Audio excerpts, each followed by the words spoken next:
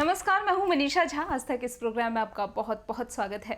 गुरुवार के दिन केले के पेड़ का पूजन क्यों किया जाता है, आइए जानते हैं आचार्य मंगल पांडे जी से। आचार्य जी, आपका बहुत बहुत स्वागत है। आचार्य जी, गुरुवार को केले के पेड़ का पूजन क्यों किया जाता है, क्या महत्व है इसका? सभी दर्शकों को ओम नमो नारायण। आइए सर्वप्रथम भगवान नारायण का स्मरण करते हुए जो आपने प्रश्न पूछा है, बहुत ही सुंदर प्रश्न है। हम आज सभी दर्शकों को ये बताएंगे कि गुरुवार के दिन केले का वृक्ष का पूजन क्यों किया जाता है और केले के वृक्ष का पूजन में क्या महत्व है। तो आइए प्रथम नारायण का स्मरण करें। हरि ओम शांतकारं भुजगशयनं पद्मनाभं सुरेशं विश्वाधारं गगनसदृशं मेघवर्णं शुभांगं लक्ष्मीकान्तं कमलनयनं योगविद्यानिगम्यं वन्दे विष्णुभवभयहरं सर्वलोकैकनाथं।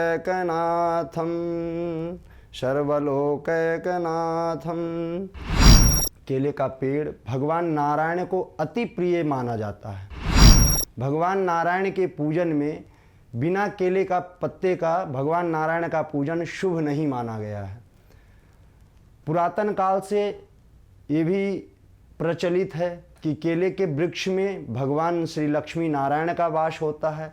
जब भी हम कहीं भगवान नारायण की कथा करते हैं तो हमारी पूजन की जो स्थल है उनके चारों कोनों में हम केले का पत्ते को बांध कर करके उस पे श्री ठाकुर जी को विराजित करके और भगवान नारायण की कथा करते हैं।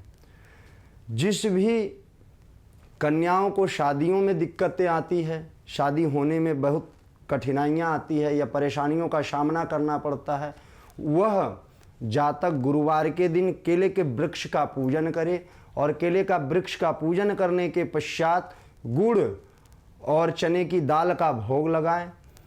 उसके बाद केले के वृक्ष में आप चाहें तो 11 हल्दी की गांठ को बांध करके केले के वृक्ष में पहनाया भी जाता है। इससे उनके शादियों में आने वाली सभी विघ्न व्याधियाँ दूर होती है। विशेषतः शादीशुदा जो भी हमारी माताएं हैं उनको अपने जीवन में सुख शांति समृद्धि की प्राप्ति के लिए केले के वृक्ष का पूजन अवश्य करना चाहिए।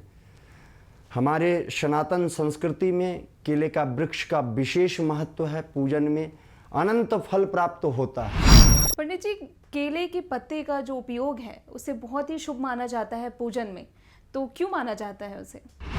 भगवान श्री लक्ष्मी नारायण के पूजन में केले के पत्ते का विशेष महत्व होता है, क्योंकि केले के पत्ते में भगवान नारायण का वास होता है। उसी पे हम भगवान नारायण के भोग को भी अर्पण कर सकते हैं। भगवान नारायण का सिंहासन भी हम केले के पत्ते के मध्य में लगा सकते हैं। यह जो हमारी पूजन की चौकियाँ हैं तो उसके चारों खूंटों में केले के पत्ते को बांध कर करके और उसके ऊपर हम कलावा बांध कर करके मौली बांध कर करके नीचे ठाकुर जी को विराजित करने के बाद भगवान नारायण का पूजन करते हैं।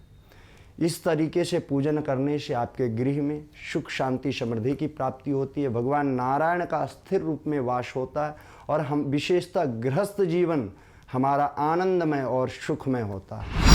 आचार्य जी, बिना केले के पत्ते के क्या सत्यनारायण की कथा संपूर्ण मानी जाएगी? बिल्कुल नहीं मानी जाती है, क्योंकि जब तक केले के पत्ते को हम भगवान नारायण को अर्पण नहीं करते हैं या बिना केले के पत्ते का हम उद्कुंभ अर्पण नहीं करते हैं, नहीं बनाते हैं, भगवान नारायण की पूजन मंडल में अगर केले के पत्ते को नहीं लगाया जाता है तो वह पूजन हमारी अधूरी मानी जाती है। क्योंकि भगवान नारायण को प्रसन्न करने का सबसे अचूक उपाय है जो कि केले का वृक्ष है, केले का पेड़ है, केले का पत्ता है।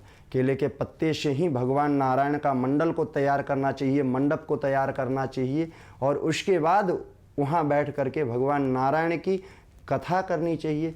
तब वह कथा हमारे गृह में सुख शांति देने वाली होती है और वही कथा, वही भगवान नारायण का पूजन जो कि सार्थक होता है। तो बिना केले का पत्ते का भगवान नारायण का कथा अधूरा होता है, भगवान श्री लक्ष्मी नारायण का कथा अधूरा होता है। नमस्कार। तो आचार्य जी बहुत बहुत शुक्रिया आपका हमारे साथ जुड़ने के लिए और इन तमाम जानकारियों को हमारे दर्शकों के साथ में साझा करने के लिए। तो आस्था के इस प्रोग्राम में फिलहाल के लिए इतना ही। आस्था से जुड़ी और भी तमाम जानकारियों के लिए बने रहिए ABN न्यूज़ के साथ। नमस्कार।